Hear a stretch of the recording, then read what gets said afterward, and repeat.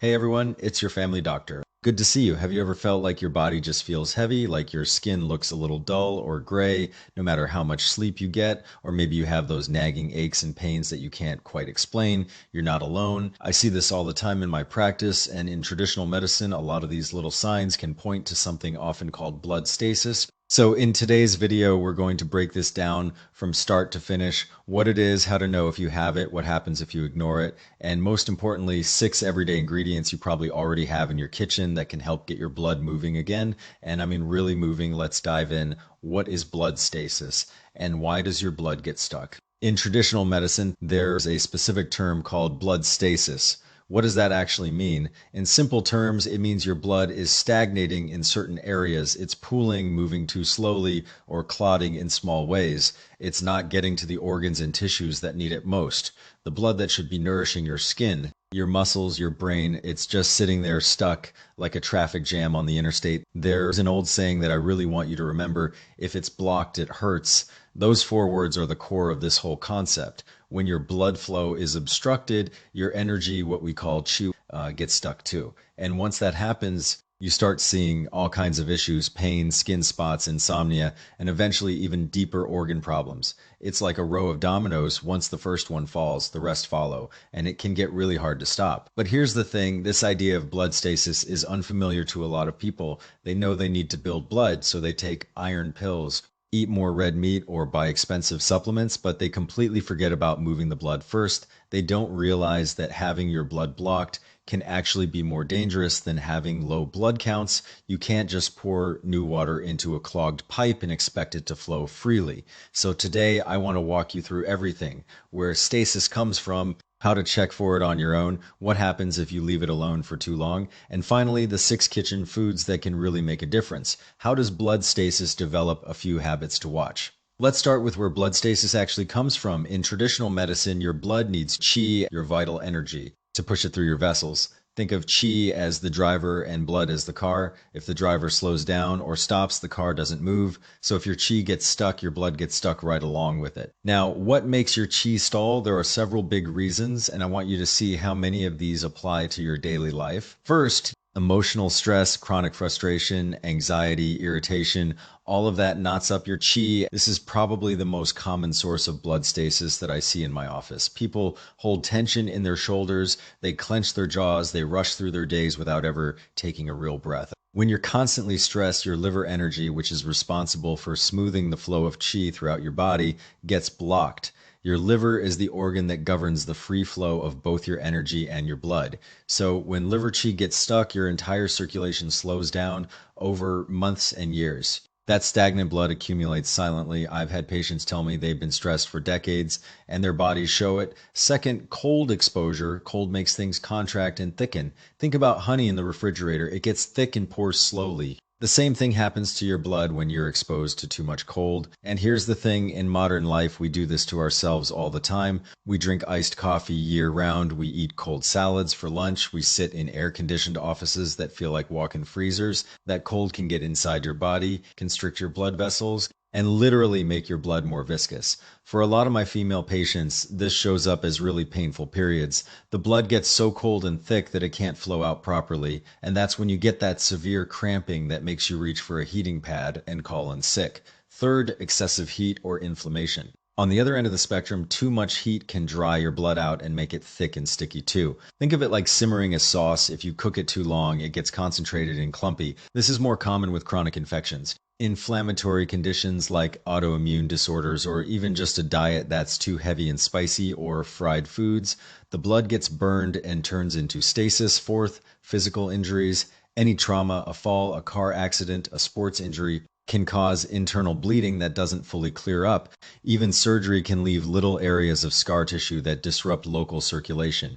And if you've had a long chronic illness, your body gets so exhausted that your blood just doesn't have the power to move anymore. I see this a lot in patients who've had multiple surgeries or who've been battling cancer. Their system is just depleted, fifth sitting all day long. This is a huge one, and I can't emphasize it enough. Your blood circulation relies on your muscles pumping it along. When you sit at a desk for 8 hours, Or on your couch binge watching shows, your leg circulation drops dramatically.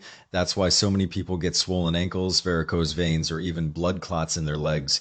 Your body was designed to move, and when you don't, your blood literally pools in your lower half like water settling at the bottom of a lake. Now, if you look at all of these emotional stress, cold drinks, injuries, and desk jobs, almost all of us check at least a few boxes. These are just normal parts of modern American life. But over time, they slowly turn your bloodstream from a flowing river into a stagnant pond. And that's when symptoms start showing up. How to know if you have blood stasis, 6 simple self-checks. So how do you actually know if you have blood stasis?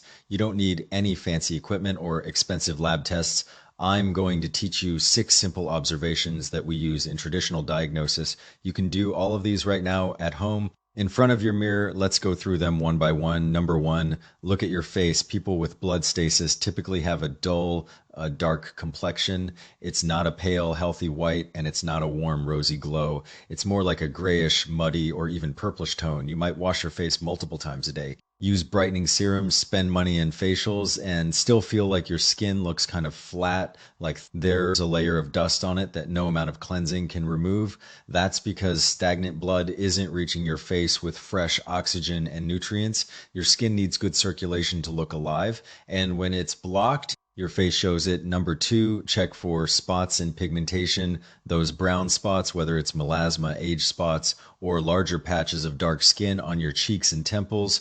Those are classic external signs of blood stasis. In traditional medicine, we say that blood that leaves its path becomes stasis. When blood sits in one place for too long, it can leak into the surrounding tissues, and that shows up as pigment on your skin. I can't tell you how many patients tell me they've spent hundreds, even thousands of dollars on laser treatments, chemical peels, and bleaching creams at the dermatologist or at med spas, and they work for a little while, but the spots always come back. Why? Because they're only treating the surface, the root cause. The blood stasis never got addressed. So you end up in this endless cycle of treating and retreating. Number 3, look at your eyes. Take a close look in the mirror. Do you have dark circles that just won't go away? Even when you've had a full 8 hours of sleep, even when you've been drinking water, even when you've used every eye cream on the market, that's a red flag. In traditional medicine, the area around your eyes is connected to your liver and kidney channels. And when blood stagnates there, you get that shadowy discoloration. Also, check the whites of your eyes. If you see lots of tiny red veins, or if the blood vessels look really prominent and winding like little tree branches,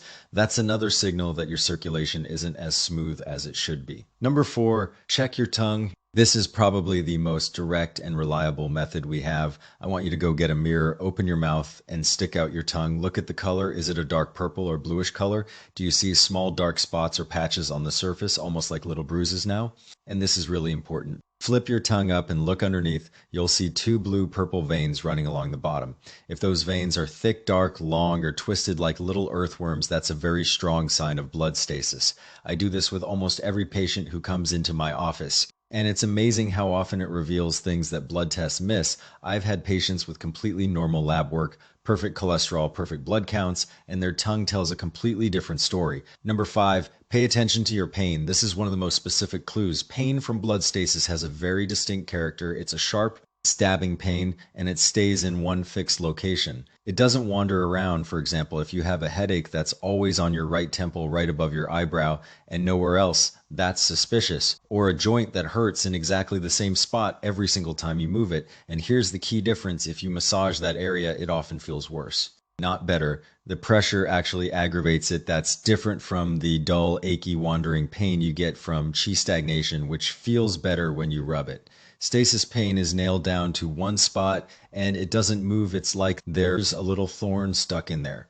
Observe your mood and memory. People with blood stasis often feel irritable, easily frustrated, or just emotionally heavy. They might have a hard time focusing, forget things more often than they used to, like walking into a room and forgetting why they're there, or feel like their brain is wrapped in cotton. Why? Because stagnant blood isn't delivering enough oxygen to your heart and brain. Your heart in traditional medicine is the home of your spirit. When it doesn't get enough blood, your mood and your cognitive function both suffer. I've had patients in their 40s and 50s who thought they were developing early dementia, and after we addressed their circulation, their memory improved significantly. So go through those 6 items. How many of them apply to you? If you checked 3 or more, I really want you to pay close attention to the rest of this video because what I'm about to share is directly relevant to you. What happens if you ignore blood stasis? Please don't take this lightly now. Let's talk about what happens if you just brush this off and don't do anything about it. This is not a small issue. This is not just getting older. It's not normal to have dull skin, poor sleep, and a bad memory. None of that is normal. It's your body telling you something is wrong.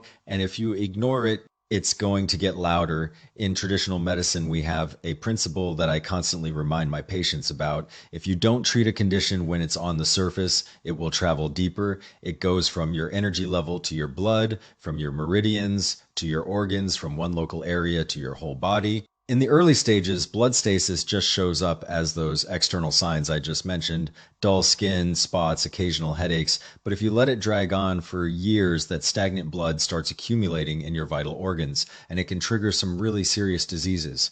Let me give you a few specific examples, because I want you to understand that this isn't just abstract theory. These are real conditions that I see every single week in my clinic, cardiovascular disease. In Western medicine, we call this atherosclerosis, plaque building up inside your arteries. In traditional terms, it's phlegm, cold, and stagnant blood piling up on your vessel walls, gradually narrowing them and blocking flow. And what's really alarming is that we're seeing this in people in their early 40s now, sometimes even younger. I had a patient last year, 38 years old, with no family history of heart disease, and he had significant plaque buildup. Why? Because the modern lifestyle, stress, poor diet, lack of movement creates so much stagnation, and nobody takes the time to address it until it's too late. That's the reality we're facing. Fatty liver disease, this is another one that's becoming incredibly common. Your liver is the organ that governs the smooth flow of qi and stores your blood. When liver qi gets stuck and blood stagnates inside the liver, it can't metabolize fats properly, so those fats start accumulating in your liver cells. A lot of people think fatty liver is just about eating too much greasy food, and yes, that's part of it. But why do some people eat the same diet and never develop it? The key difference is often liver circulation. If your liver energy flows well, your body processes fats efficiently. If it's stagnant, fats get stuck. I've seen patients who are at a perfectly healthy weight who exercise regularly, and they still have fatty liver because their circulation is sluggish.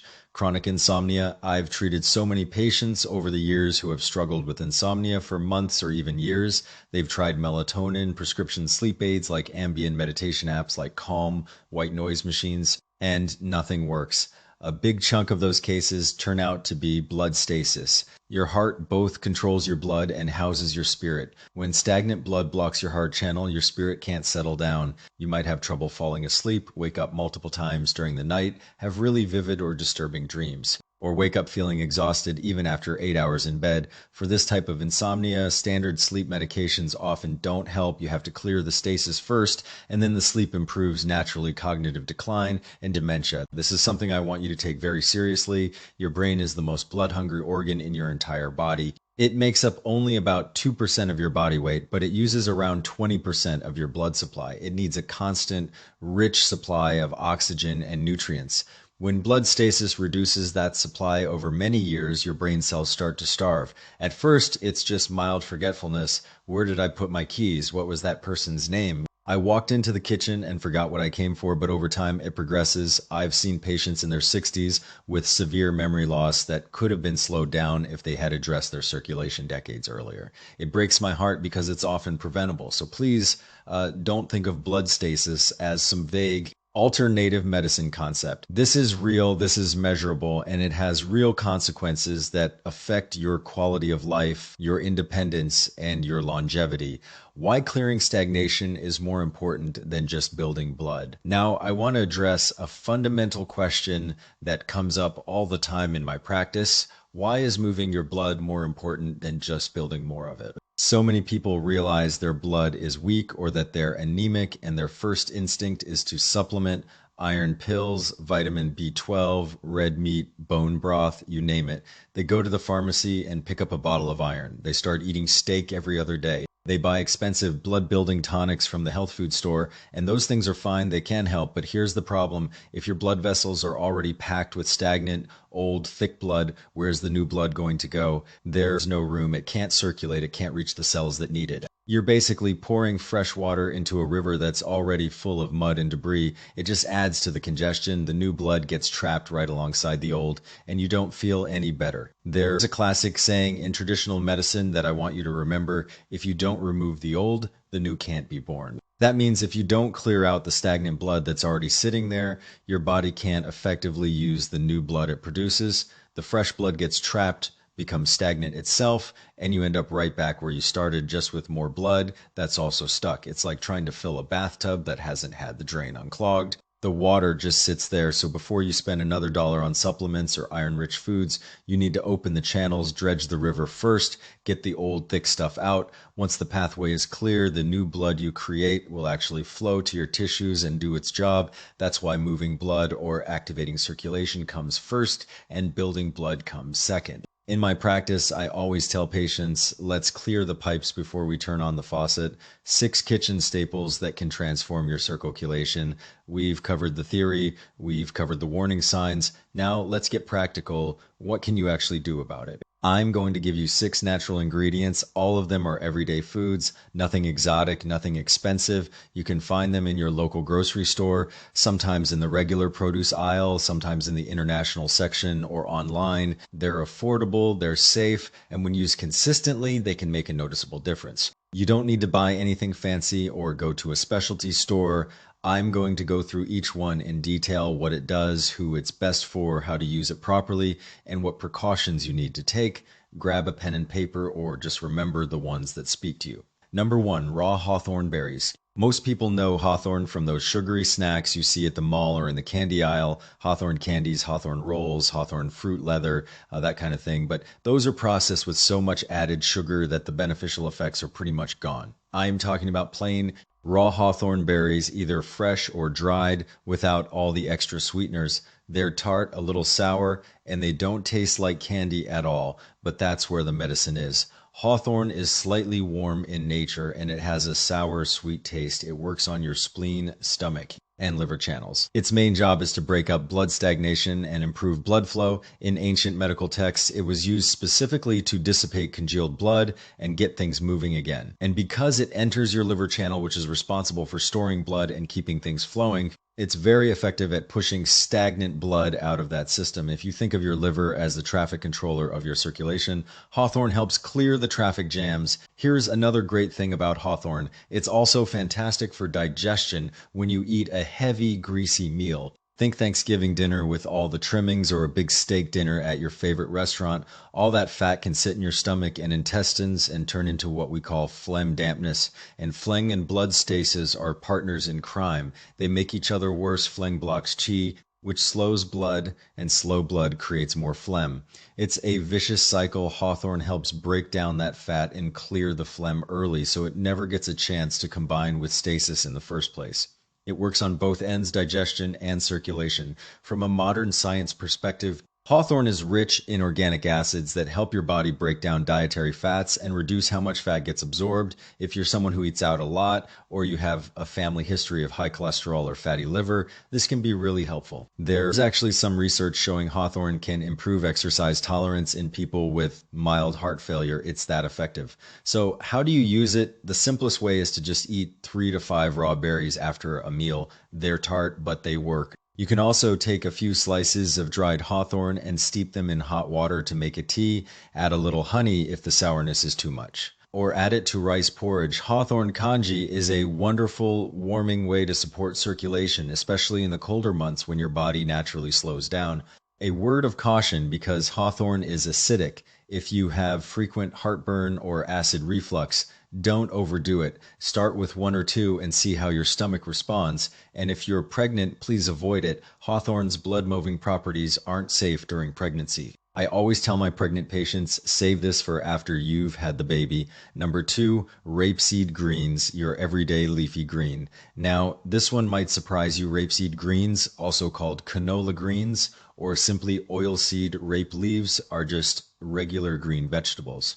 The kind you toss into a stir-fry or steam as a side dish at dinner, and you're probably thinking, really, Doc, the most basic vegetable at my local supermarket, the one that costs $1.50 a bunch. Yes, really, and that's the thing, we underestimate the medicinal value of everyday foods. Not everything that's good for you has to come in a fancy package from the supplement aisle. In traditional medicine, rapeseed greens are considered cool in nature with a sweet and pungent flavor. They work on your liver and spleen channels. Their main functions are to move blood, dissipate stasis, and clear heat and toxins. That cooling and pungent combination is actually really powerful. The coolness clears out inflammatory heat, and the pungency helps disperse blood that's sitting in one place. It's like having a gentle breeze that both cools you down and moves stagnant air out. Where rapeseed greens really shine is for skin issues caused by blood stasis. Remember what I said earlier about dark spots, melasma, dull complexion, and those stubborn dark circles that make you look tired even when you're not? Those are all signs that stagnant blood isn't getting to your skin and old waste products are leaking into the tissue. Rapeseed greens promote healthy blood flow to the skin surface, support cell turnover, and gradually reduce that pigmentation. A lot of my patients tell me that after eating these regularly for a few months, just as part of their normal meals, they notice their skin has a healthier glow and their spots have faded. No expensive creams needed. Nutritionally, these greens are packed with calcium, actually more than a lot of dairy products, along with beta carotene and vitamin C. All of those are great for maintaining flexible blood vessels and reducing oxidative damage. So from both a traditional and a modern nutritional standpoint, they're excellent for your cardiovascular system. They're basically a multivitamin that you can eat. How do you eat them? Just stir fry them like you would any other leafy green, garlic and olive oil, a little salt. That's all you need. But here's the key. Don't overcook them. High heat, quick cooking, and keep them bright green. The moment they turn yellow and mushy, you've lost a lot of the active compounds. Think of it like cooking asparagus. You want it crisp, tender, not limp, and if you have a sensitive stomach, make sure you cook them thoroughly. Eating them raw can be too cooling for some people. A simple garlic stir-fry with a little olive oil is perfect. I make this for my own family at least twice a week. Number 3, rosebuds, the gentle stress reliever. This one is, I think, the most elegant of the 6. And it's absolutely perfect for blood stasis that's caused or worsened by emotional stress. And let's be honest, which one of us isn't dealing with that? Rosebuds are warm in nature with a sweet and slightly bitter taste. They work on your liver and spleen channels. In traditional medicine, their role is to soothe the liver, regulate qi, and harmonize blood. Notice I said harmonize, not forcefully break up. Rosebuds don't act like a heavy-duty decongestant. They don't blast through your system like a sledgehammer. Instead, they gently release the stuck liver qi that's causing the whole problem. When your qi flows freely again, your blood flows freely too. It's a more indirect but often more sustainable approach. Think of it like untangling a knot with patience rather than just cutting it. As I mentioned earlier, liver qi stagnation is one of the most common drivers of blood stasis in modern life. We all deal with stress. Deadlines at work, family responsibilities, financial worries, relationship issues, you name it. And when you hold that stress in day after day, your liver energy gets knotted up. Rosebuds help unravel that knot. They're especially good for people who are naturally introverted, tend to hold things in, or have a hard time expressing their feelings, and who also struggle with dull skin, breakouts, or menstrual issues. For this group, rose tea can be like a 2-for-1 deal. It eases your mood and improves your complexion at the same time. I've had patients tell me that after drinking rose tea regularly, they feel calmer and their skin looks brighter. So how do you use them? The most convenient way is as a tea. Take 5 to 8 dried rosebuds, the ones that are still whole and fragrant, and steep them in water that's around 180 degrees Fahrenheit. Don't use boiling water because it will destroy the essential oils and active compounds. Cover your cup and let it steep for about 5 minutes. If you want an extra boost, add a little brown sugar. That adds a mild warming, blood moving effect, and it tastes wonderful. It's like a hug in a mug. A couple of cautions. Again, if you're pregnant, skip the rose tea. And if you're someone who tends to feel hot all the time, dry mouth, hot palms and feet, constipation, rosebuds are warming, so don't go overboard. A smaller amount, like 3 buds, is fine, but you don't want to overheat your system. Listen to your body. It'll tell you if it's too much. Number 4, peach kernels, the powerful clot buster. Now, I want to be very, very clear about this one. Of all 6 ingredients I'm sharing today, peach kernels are the one that requires the most respect and care. This is not one to experiment with casually. Peach kernels are the seeds inside peach pits. They're neutral in nature with a bitter and sweet taste, and they work on your heart, liver, and large intestine channels. In traditional medicine, they're considered one of the strongest natural products for breaking up blood stasis. They're actually a key ingredient in many classic formulas for serious circulatory problems, the kind of formulas that have been used for centuries to treat things like chest pain, menstrual cramps with heavy clotting, and post-surgery recovery. The effect is significant when you need to move stubborn, old stagnation. Peach kernels are often the go-to. Why are they so powerful? Because they work on two levels at once. First, they go into your blood system and break up stagnant clots. They dissolve the clumps that have formed in your vessels. Second, they lubricate your intestines and promote bowel movements, which gives your body a way to physically eliminate the waste products from all that broken down stasis. So it's a double action, clearing internally and flushing out externally. In traditional terms, we say they move both the upper and lower. They clear your blood and clear your bowels at the same time. This makes peach kernels especially suitable for people who have both significant blood stasis and chronic constipation, and those two conditions often go together in my experience. These patients usually have dark, almost purple facial tone, a very dark tongue with obvious spots, and they're constantly dealing with hard, dry stools that are difficult to pass. They're also irritable and moody because all that stagnation affects their mind and emotions. If this sounds like you, peach kernels might be helpful, but you have to use them correctly. But here's the absolutely critical safety point. Peach kernels contain a compound called amigelin, which breaks down in your body to release hydrogen cyanide. That's a poison. If you eat them raw in any significant amount, you can get symptoms like dizziness, nausea, heart palpitations, and in severe cases, it can be life-threatening, so you must never ever eat raw peach kernels straight out of the pit. Do not crack open a peach stone and eat what's inside. What you need to do is buy commercially processed peach kernels from a reputable store. These have been heated, usually roasted or boiled, which breaks down most of the amygdalin and makes them safe for culinary use. The packaging should clearly say they're for cooking. Use these processed kernels to cook into congee or soup. Here's how. Take about 10 to 15 grams of the processed kernels, that's about a small handful, and cook them with rice, red beans, or other grains into a porridge. Eat that 3 to 4 times a week, and over time you'll often see noticeable improvement in both circulation and bowel habits. You can also add them to slow-cooked soups with pork or chicken for a tasty, nourishing meal. They have a slightly nutty flavor that blends well. Again, I cannot stress this enough. Only use products from a trusted commercial source. Do not crack open peach pits and eat the kernels yourself. That is dangerous, and if you are pregnant, peach kernels are absolutely forbidden. Their strong blood-moving effect can trigger miscarriage. This is not a risk worth taking. Number 5, black beans, the gentle all-around tonic. If the previous ingredients are like specialized tools, a hammer, a saw, a screwdriver, black beans are the Swiss Army knife. They are the gentlest, most versatile option on this entire list, and they're perfect for long-term everyday use. I recommend these to more patients than almost anything else. Black beans are neutral in nature, meaning they're not too warm and not too cool. With a sweet taste, they work on your spleen and kidney channels. Their role is to move blood, dispel stasis, strengthen the spleen, and nourish the kidneys.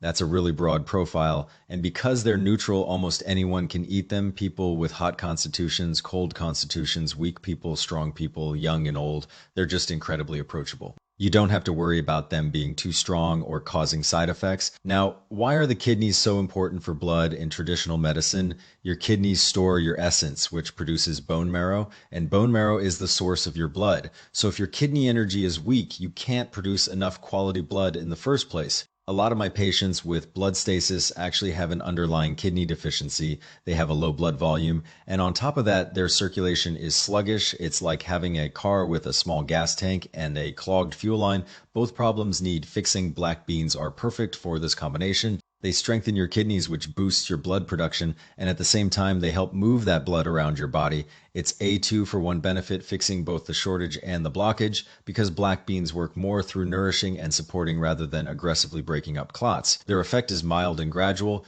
There are virtually no side effects. Older adults, people who are recovering from illness, or anyone with a fragile constitution can eat them safely every single day. I've had elderly patients in their 80s who eat black bean soup every week and swear by it. Now, how do you eat them? There are so many ways. The easiest is to make black bean milk. Just blend cooked black beans with water, strain if you want, and drink a cup every morning. You can also combine them with soybeans or red beans for a mixed bean drink that's even more nutritious. Another traditional method is to soak cooked black beans in vinegar. Vinegar itself is mildly blood moving, so the combination is extra effective. You can eat a spoonful of vinegar soaked black beans as a side dish with your meals. And of course, you can add black beans to soups, stews, and congee. They pair beautifully with pork ribs or chicken. They hold their shape well and add a nice earthy flavor. From a modern nutrition standpoint, black beans are great for your lipid levels. The healthy unsaturated fats and isoflavones in them help reduce LDL. That's the bad cholesterol and lower overall blood viscosity. There's solid research supporting their heart protective benefits. So you're getting both traditional wisdom and modern science backing this one. Number 6, blackwood ear mushroom, the unsung hero. And finally, the last one on our list, blackwood ear mushroom. This is another one that's so common in everyday cooking that most people have no idea how powerful it really is. You've probably had it in hot and sour soup at your local Chinese restaurant or in a stir-fry, and you just thought it was there for texture, but it's so much more than that. Blackwood ear is neutral in nature, with a sweet taste, and it works on your stomach and large intestine channels. Its traditional functions are to move blood, nourish blood, moisten the lungs, and support qi butt. But its specialty is dissolving small blood clots and preventing new ones from forming. It's really excellent for reducing your risk of thrombosis, those dangerous clots that can travel to your heart, lungs, or brain. I especially want to emphasize the value of blackwood ear for middle-aged and older adults. As we get older, our circulation naturally slows down, blood viscosity increases. Vessel walls lose elasticity. That's a normal part of aging, but that doesn't mean we should just accept it and do nothing. Through consistent dietary choices, we can definitely slow that process down. Blackwood ear, eaten regularly, helps maintain healthy blood fluidity, prevents abnormal clumping of platelets, and lowers the overall risk of clot formation for anyone worried about heart attacks or strokes.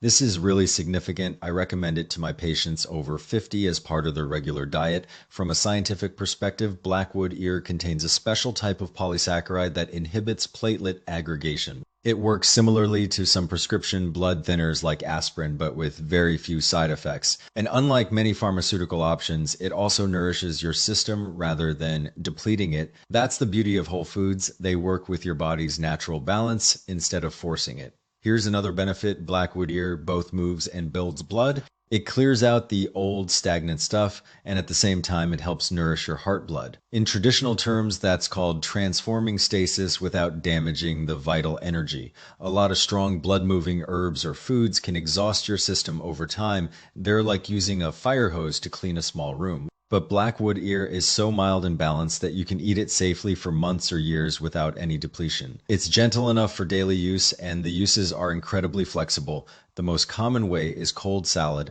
Soak the dried wood ear until it softens and expands. Blanch it briefly in boiling water to clean it, then toss it with minced garlic, shredded ginger, a splash of black vinegar, and a drizzle of sesame oil. It's refreshing, crunchy, and the black vinegar adds even more blood-moving power. It's one of my favorite side dishes. You can also cook it with red dates. Red dates build blood, wood ear moves it, so they make an excellent classic combination that's both delicious and therapeutic. Or just throw it into any stir-fry or soup. It absorbs flavors beautifully. And you barely notice you're eating something medicinal. It just tastes like good food. Summary and final words of advice. All right, let's pull all of this together so you have a clear roadmap. I know we covered a lot, and I want to make sure you walk away with something actionable. Here's a quick recap of the 6 ingredients we covered. Raw hawthorn berries, gently warm, excellent for digestion and for moving stagnant blood. Best for people who eat a rich, greasy diet or have a tendency to fatty liver and phlegm.